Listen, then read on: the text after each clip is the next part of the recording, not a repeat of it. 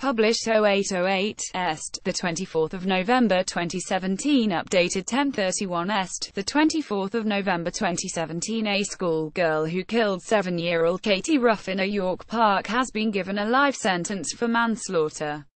The 15-year-old killer, who cannot be named for legal reasons, was ordered to be detained for a minimum of 5 years by a judge at Leeds Crown Court.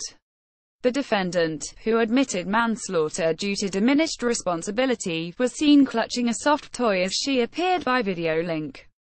Katie's family looked on from the jury box.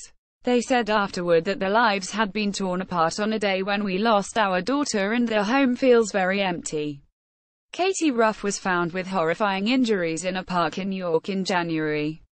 A 16-year-old girl who admitted manslaughter by diminished responsibility has been detained for life. The sentence means the girl will be eligible to apply for release in 5 years' time, but will only be freed if she can prove to a parole board she is no longer a danger. She has been described as selectively mute and said nothing throughout previous hearings. Sentencing her today, Mr. Justice Sewell said the level of danger to the public is high.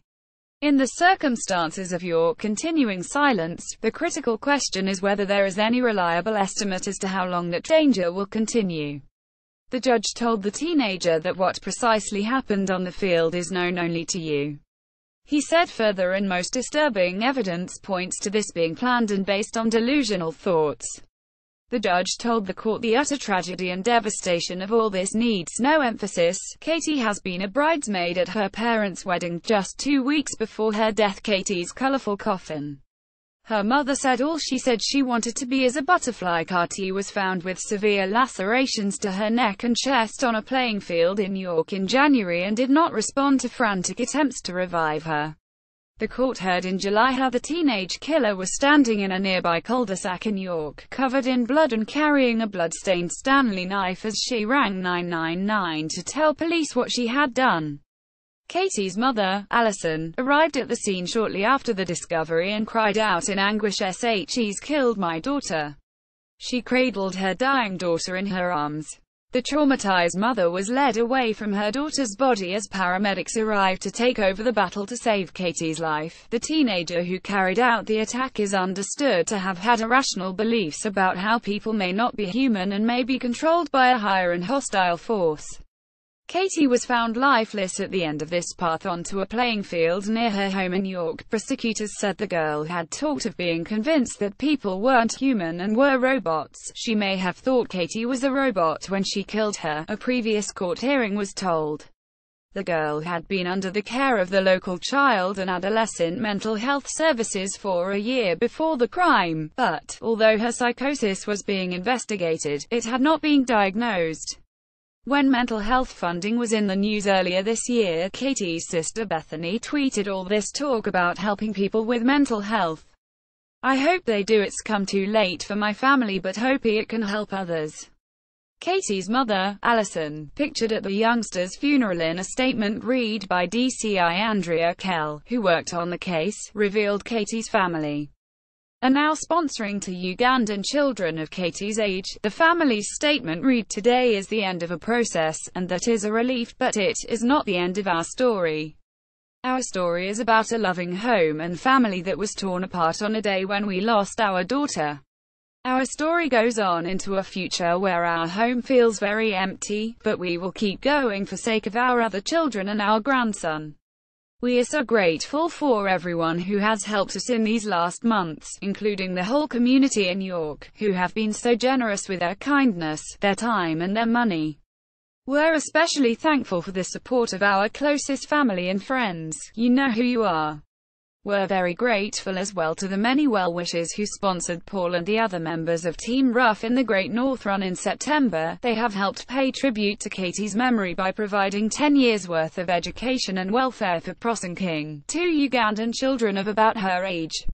Our hopes for the future are for a loving and safe home for the rest of our family, and we hope we will now find the privacy for that to happen.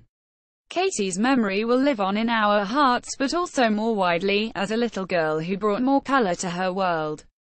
You will find Katie's memory and the flowers around the bench dedicated to her in the museum gardens in York, and a sculpture being made for Moreland Nature Reserve in the future we are helping to build for Little King and Pross in Uganda, and above all in the strong community that has been such a support for us this year.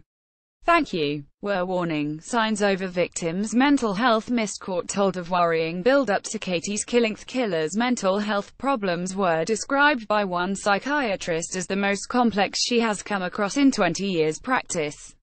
The court heard the girl had seemed reasonably content at home and was doing well at school until the start of 2016, but she then lost most of her friendship group and developed an interest in the macabre and reported having suicidal thoughts. The court heard these issues first surfaced in Christmas 2015 when the teenager began self-harming. The judge heard a lot of evidence concerning the attacker's mental health before sentencing. Shay was referred to York's adolescent mental health term at the end of 2015 or early 2016 and remained under their care until the killing. During 2016, the teenager ran away from home several times and did so for a final time days before the killing. Psychiatrist Dr. Barry Chip Chase, who reviewed the case for the defense, found evidence of disturbed thinking and thoughts that other people weren't human and they were robots. She received counseling by the mental health team, but not a psychiatric assessment, even when prescribed drugs for depression and anxiety. In December 2016, a friend of the teenager told police she was nice but weird and talked a lot about death. The friend said the teenager had dreams about killing people and she had bad thoughts about Katie's family. In posting a shocking self-harm Instagram photo 48 hours before the crime, the girl was said to be clearly crying out for help and support. After the killing, police recovered a Lion King Simba doll from the teenager's bedroom with its ears cut off and a slash across the stomach.